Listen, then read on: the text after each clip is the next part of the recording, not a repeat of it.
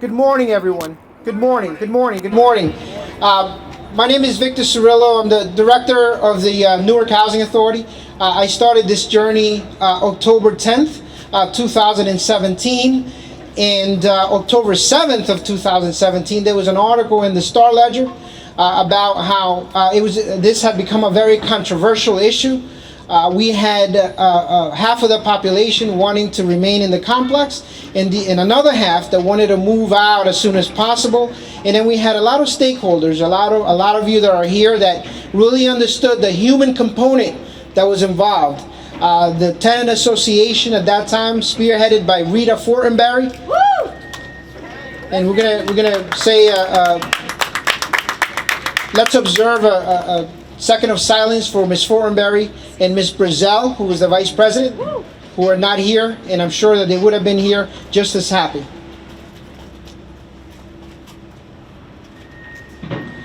Thank you very much.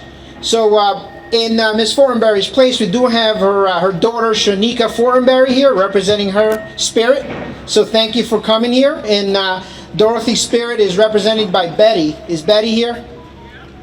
Yep. Hi, good morning, Betty. Thank you for being here. And then the rest of the tenant council was Rosemary Horsley.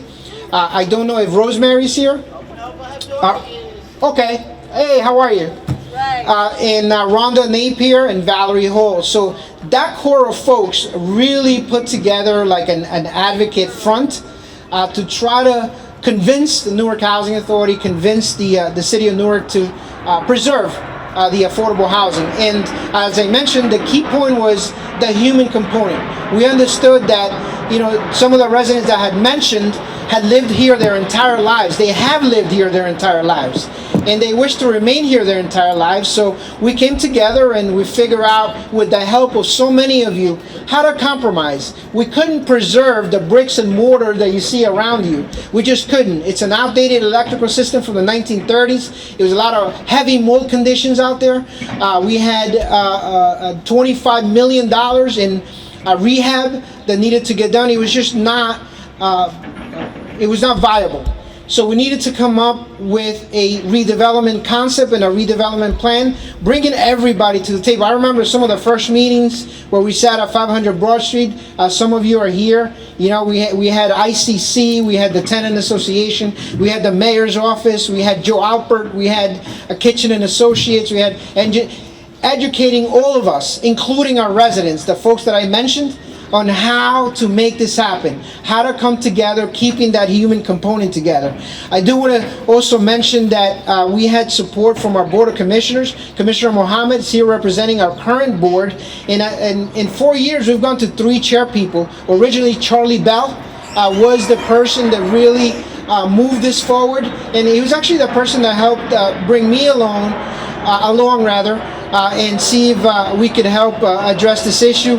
And then we sat down with Mayor Baraka, and he said, Victor, we have to address this. How can we, using HUD's options and tools and the development initiatives out there, how can we preserve? So we ended up with a plan to preserve all 275 affordable units. So 275 affordable units will be built in this complex.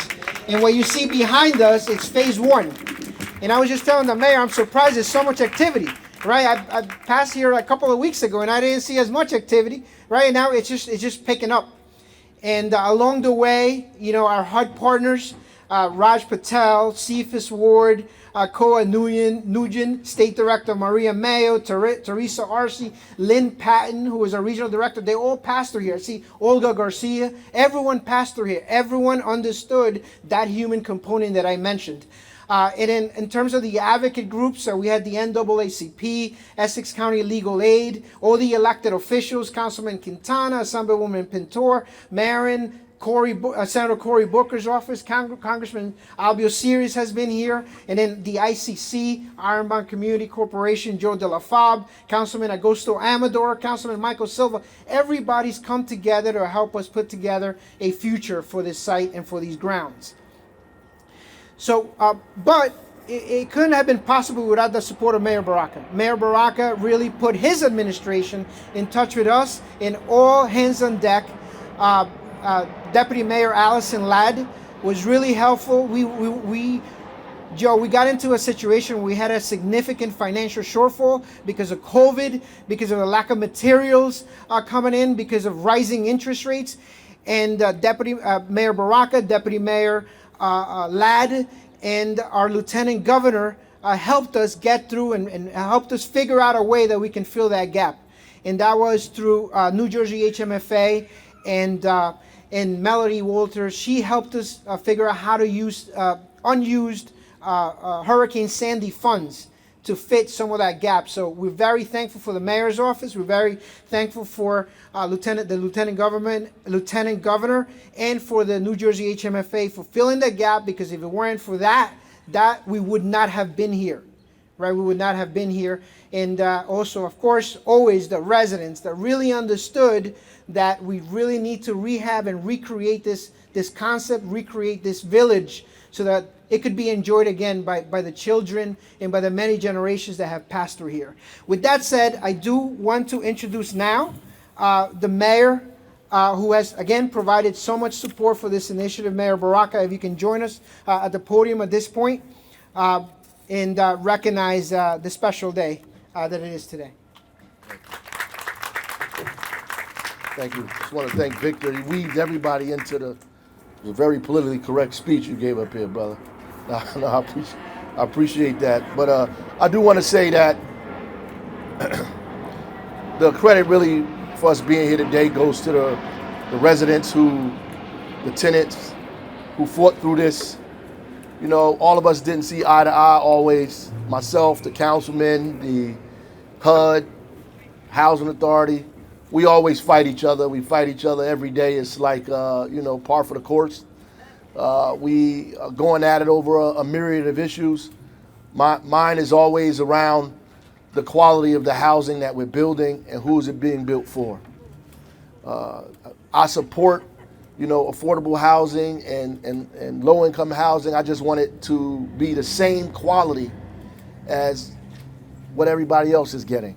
So whatever this picture is here, I want the housing to look like what's on that picture. We agree with that? It has to look like that. So Alfred is here, so we want to make sure that what that looks like over there is going to be that.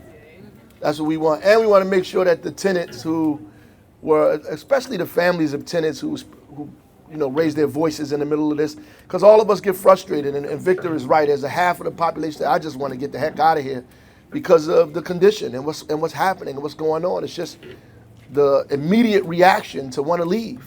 But it's our job to make sure we create something where families can live and people can raise their children and continue to have, because when it first opened, this place was incredibly beautiful. So people remember that and they want to hold on to that. And we ought to build something that looks like that in the end.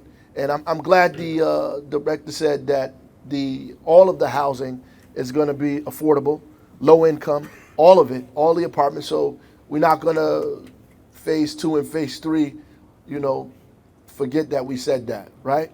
We're going to, on phase 2 and phase 3, we're going to make sure that we remember that. And we're going to make sure that the residents have first opportunity to get into this property first, right?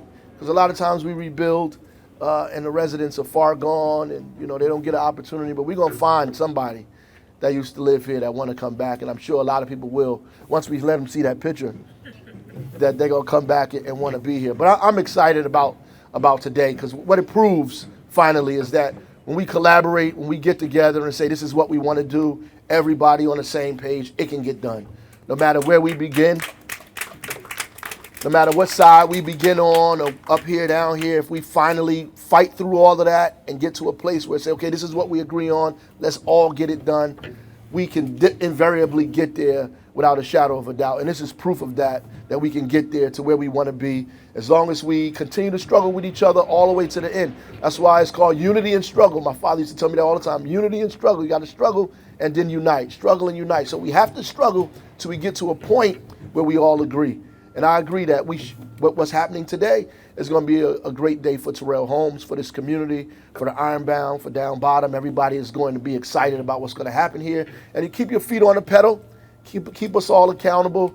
Shout out to ICC and all the community advocates around here that partnered with the residents of this community to make sure that today was a reality. And thank you, Victor and Alpert and everybody else who made this a reality today. God bless y'all.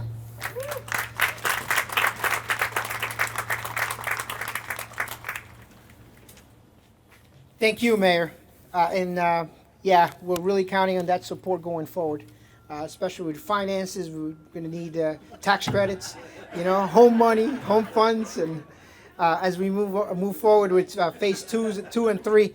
The plan is to demolish the brick that's up, the bricks and mortar that should come up next year. That's the plan. We have already set funds aside through our partners at HUD. They have allocated capital funds, and we're going to be moving forward. So you're going to start seeing some demolition as well. Speaking of our HUD partners, we do have Justin Schneid here. He's the field office director for New Jersey. I would like to call him up now just to say a few remarks on the partnership. Justin, good morning. Good morning. Thanks, everyone. And Victor, you really summed it up well, as did the mayor, that, HUD has been here and been through this process with the residents, with the city, with the housing authority across administrations. And I'll talk a little bit more, but it's really important that our career staff at HUD are dedicated and committed to making sure that we get this right, because it's going to be so important for so many other developments. So it's great to join you. I want to thank the residents for your continued engagement to ensure that the Terrell community thrives. And thanks to the leadership of Mayor Baraka, the Housing Authority, and Victor, the state and HMFA for being at the table, and a special thanks to the Alpert Group. At HUD, we work with the City and Housing Authority to ensure access to affordable housing and increase production. The funding and rental assistance we provide allows for seniors at Terrell and others to have the peace of mind that their rents will never increase more than 30% of their income. HUD takes care of the rest. Another component of the new Terrell homes we are celebrating today is HUD's Rental Assistance Demonstration, or RAD program. HUD created RAD to allow housing authorities to use public-private partnerships to tackle years of deferred maintenance and turn dilapidated housing into homes families can be proud of. This means that Newark's HUD-assisted residents can see their homes rebuilt sooner, because we have great partners like the Alpert Group that have chosen to work with the Housing Authority and HUD to make it happen. At HUD, we just announced that housing authorities around the country and their partners have used RAD to generate now more than $15 billion for construction investment, leading to the rehab and construction of 185,000 homes since the program began in 2013. Due to RAD's strong tenant protections, resident protections in particular, HUD has made sure that existing residents benefit from improved conditions. Sorry, I'm a tall person. Long-term contracts and use restrictions ensure that future generations will continue to benefit from these improved properties. Since 2013, New Jersey housing authorities have converted 66 projects covering nearly 9,000 homes for 21,000 people under RAD, and this will add critical units to it as well. At HUD, we're also making available nearly $175 million in grant funding to support the development of new, affordable, multifamily rental homes for low-income seniors through our Section 202 program. So I do want to note that that program closes for nonprofits to apply in January. And then the last piece I'd like to cover is so many communities in New Jersey are vulnerable to the increasing threats of climate change. And as we stand here right near the banks of the Passaic, I'd like to note that HUD Community Development Block Grant disaster recovery dollars are under consideration for this project. And due to Hurricane Ida last year, HUD awarded $228 million in grant funding to New Jersey, adding to the Hurricane Sandy dollars from 2013 to recover and build long-term inclusive resilience to mitigate the impacts of climate change, particularly for historically marginalized communities. In addition, due to the Inflation Reduction Act, HUD is currently developing the Green and Resilient Retrofit Program, funded at $1 billion, that will provide funding to multifamily property owners to rehab properties to reduce energy costs, be more energy efficient, healthier, and more resilient to extreme weather events. There are a number of other programs coming across the federal government. Please use HUD as a resource to make sure that you can access those across federal agencies as well. Know that HUD will continue to help ensure that communities like Terrell are resilient and able to withstand the impacts of climate change and natural disasters. Finally, I'd just like to recognize the dedicated HUD staff here today. HUD team, could you briefly raise your hands? I see a lot of us over here and then over here. so folks know who you are. Our team works directly with residents, developers, housing authorities, and local governments, and we work to ensure that projects like this get built. Thank you once again to the Alpert Group and all our partners in making this development possible. We look forward to all that's to come. Thank you.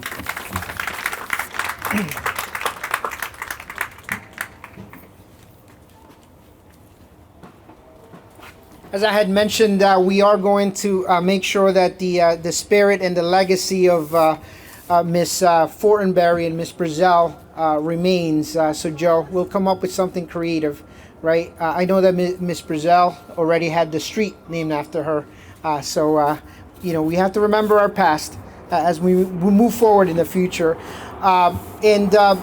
Justin just talked about sources of financing, and what's key is that these projects, and then my redevelopment staff is here, these projects really need to be moved along as quickly as possible. We always stress that at our Tuesday meetings. We have to have these projects shovel ready because we don't know when the next source of financing will come out, right? I do want to mention Danny Gonzalez, who's been leading this effort, and Greg Good from our redevelopment office. I want to acknowledge their hard work. Sharon Mohammed, our property manager, that has helped us to seamlessly move everyone into a new home and into a new environment. So thank you for all your hard work. So to date, we still have a lot of work to do. And again, as I mentioned, we have to make sure that these projects are shovel ready as soon as possible so that we can take advantage of what's out there. And so we do have a future friend here. I see Robert Menendez Jr. in the crowd. Where is Robert Menendez? There he is. So we'll have these projects ready. We'll knock on your door once you get into Congress. So we also have Assemblyman Al Catino here. Assemblyman, there you are. Before I called up Joe, we are going to have a ceremonial groundbreaking, Greg, after Joe. So, Joe, I'll yield the floor to you now. Joe Alpert with the Alpert Group. He's our development partner for this phase, and he will acknowledge all the professionals that I didn't get to. I did try to get through my one-page list as best as possible. Joe? Thank you. Thank you. First and foremost, I do want to thank Victor Cirillo and his board. They had a request for proposal for developers. We had never partnered with the Housing Authority. We responded, and they selected us and showed a lot of faith in us. And we know that we have to perform. It has to look like the picture, as the mayor said, and actually make sure every resident who moved out is happy upon coming back in. Our company, the Alpert Group, did our first affordable housing job 32 years ago in the South Ward. Like I said, we did it privately. We went with the Housing Authority. And we've kept those units affordable for those 32 years. And we have about, 400 units that we've done under the tax credit program.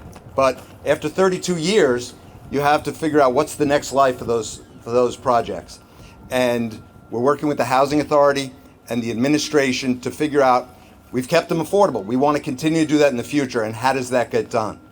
But when I look at our portfolio, and then I get a sense of what Victor, Greg, and Danny, who have been great. We've been working with Greg and Danny, almost daily over the last few months, and they have thousands of units that they have to reposition. And it's just amazing that, again, their new construction is really fun and exciting.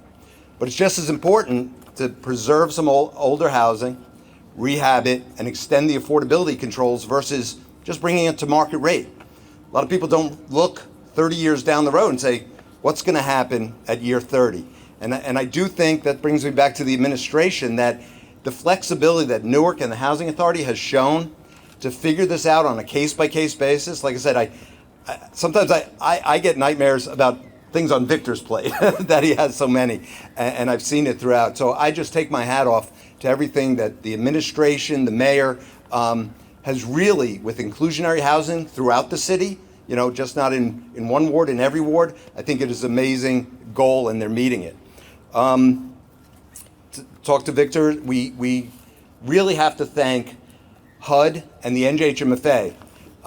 Again, going outside the box a little, there was some Sandy money, believe it or not, from 10 years ago that was left over. They said, is there any way you and your team could spend that money and get it out the door by December 31st of 2023? And typical developer, we said, sure, we could do that quick. hoping that we could. So we developed a team of professionals. And I will say it's an amazing, you'll see, we only started work here 3 weeks ago. And we have level 10 and Esposito Construction. They're literally working as many hours as they have to meet that goal, because that HUD money has a lifetime to it. And people say, wow, Sandy was a long time ago, but people are still affected. And this is such a great project, based on where it's located near the river, to make it resilient and to make it beautiful. And the first phase will be seniors. We figured it was most important to get the seniors back into brand new housing. Phase 2 is planned for affordable families. So this project was well thought out, and again, with Victor and his team, was just amazing. You've heard the word Kitchen Associates. They're now Thriving Architects is their new name. Mary Johannesson's here, and she was on a timeline too. We had to get the design going so we could get in ground. And her work was great. Grant Engineering, I don't know if anyone from Grant is here. They're the civil engineers. They've done a ton of work in Newark, and they're definitely to be thanked also. Going forward, there will be housing above this foundation at a certain point. And that's going to be something that we work with NJHMFA, HUD, and you have the private sector too. And Susan Grossman's here from Enterprise Foundation. Enterprise Foundation probably does more financing for affordable housing throughout the country. They followed us. They've done other jobs for us in Newark. New Hope Village they were a partner with when we rehabbed that and extended the affordability there. So I want to thank Enterprise, who's worked with us. And actually, we had other private partners. Brian Heeger's here. John Abramo's not here. He had hurt his leg. We're thinking about John because John has a real sense of the Ironbound. That's where his office is. That's where he lives. And Brian brought, a massive amount of HUD connections and all the financing. It was really spectacular. And they worked with our consultant, Monarch Housing's here, Sharon Levy's here. We started looking at this job like 3 years ago, and everybody stayed on board to celebrate a day like today. From the Alpert Group, Andrew Regenstretch is here, and Samantha Hennessy, who came on, I think about a year ago, and took on Terrell Homes, like I said, working with Greg and Danny every minute. The Housing Authority was relocating people, but we were in discussions on everything as we went forward. So we do think it's a wonderful day. I don't want to miss anyone, but I hope I didn't miss anyone, or you could tap me on the back on the way out. But again, HUD, Housing Authority, City of Newark, thank you for this great opportunity for the Alpert Group to be part of your, the reconstruction of Terrell Homes. So thank you.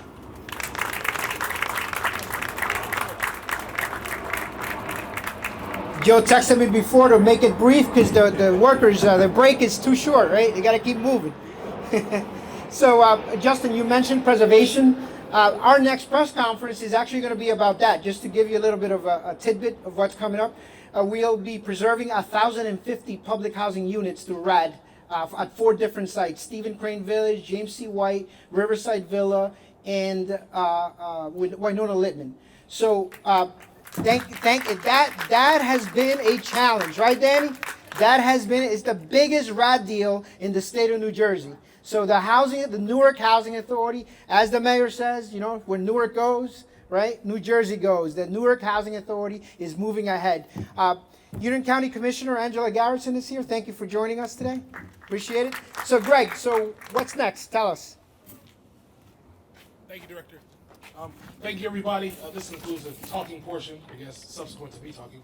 But what we're going to do is we're going to have the mayor, the commissioners, the HUD reps, developer take some pictures. Then we're going to invite the former residents to also take pictures as well. So you just bear with us while we set that up, and then we'll be happy to go. I think it's also important to note, thank you to also all the redevelopment staff who's here. We also have the tax abatement committee staff from the city of Newark as well, who was integral to this project as well. So thank you.